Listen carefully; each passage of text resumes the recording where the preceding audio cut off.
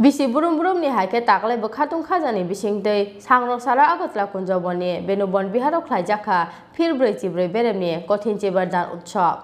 Terno rogoi sangrok sara achok ni simino Buddha mondiro gothong laika Buddha dharma khlainai rukuro. Fungi damsni jarawa tisajaka bana. Aboni yagolo damchi jarawa Khlaijakha Buddha puja tei sakya pharmung panda. Sadikni damtham jarawa Khlaijakha Kathin Chibar dan. Abon yagoro sadikni dambrei jarawa Buddhist lukurokni bkhak dormoni kokotha naraka Buddhist mok ojamarok. আচ্ছা আপনারা সবাই জানেন আজকে হচ্ছে November 4 তারিখ আমরা দীপাবলি উদযাপন করছি দীপাবলি সেলিব্রেট করছি আর আমাদের এই শুভ দিনের মধ্যে আগরতলায় বেনুবন বৌদ্ধ বিহারে দানের দানোত্তম কঠিন চিবর দান আজকে এখানে করা হবে যার জন্য প্রিপারেশন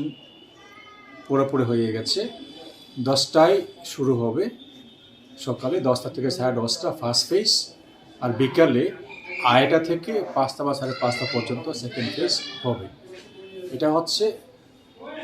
আমাদের বৌদ্ধদের নীতির অনুসারে একজন ভিক্ষু একটা মন্দিরে 3 মাস ধরে বসবাস করেন বসবাস করার পরে ওই ভিক্ষু বান্দিকে উদ্দেশ্য করে সে কঠিন চিবর দান করা হয় যা বছরে একবারই হয় একটা মন্দিরে তাও উইদিন 1 মাসের মধ্যে যে এখন 1 মাস যে পিরিয়ডের মধ্যে হবে আর কি সেটাই আজকে মেন প্রোগ্রাম হচ্ছে। আচ্ছা এই কঠিন চিবর দানটা কেন মানে কি কঠিন চিবর দানটা শুরু হয়েছিল বুদ্ধের আমল থেকে যে ওই সময় তো চিবর যেটা কাঁসায়া বস্ত্র সেটা খুব ইজিলি পাওয়া যেত না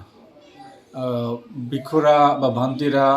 বিভিন্ন জায়গা থেকে ইভেন ক্রিমেটোরিয়াম থেকে শ্মশান থেকে গিয়ে যে কাপড়গুলো ছিঁড়া পেড়ে থাকতো সেগুলোকে নিয়ে সিলিয়ে তিলিয়ে প্রদান করতে পড়তো তো অনেক সময় কি হতো বর্ষাকালে অনেক ভিক্ষুরা সেই ইয়েতে বসে বৃক্ষের আন্দে গাছের নিচে ওনারা বসবাস ধরে আর কি ওই সময় কি হয় অনেক সময় কাপড় থাকে না একটা মাত্র কাপড় থাকে যার জন্য বুদ্ধ ওই কঠিন চিবর দান শুরু করে একটা অপরচুনিটি খুলে দিয়েছে যে যারা ইচ্ছা করে ওরা একের বেশি চিবর বা এই কাপড় সে ভিক্ষুকে ধারণ করতে পারবে আর সে ভিক্ষু সে চিবরটাকে গ্রহণ করতে পারবে এইভাবেই শুরু হয়েছিল প্রথমে বুদ্ধের দ্বারা আর সেটা প্রচলিত হয়ে আসছে আজকেও আছে আর এই দানটা নাকি অনেক অনেক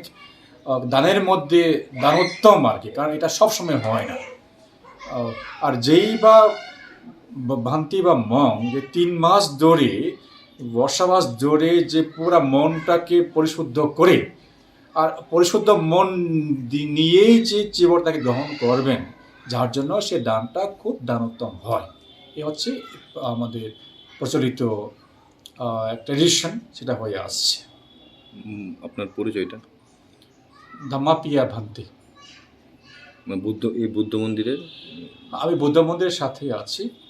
আগে তো আমাদের বান্তি ছিলেন অক্ষানন্দা বান্তি উনি মারা যাওয়ার পরে আপাতত আমি দেখাশোনা করছি মন্দিরটা।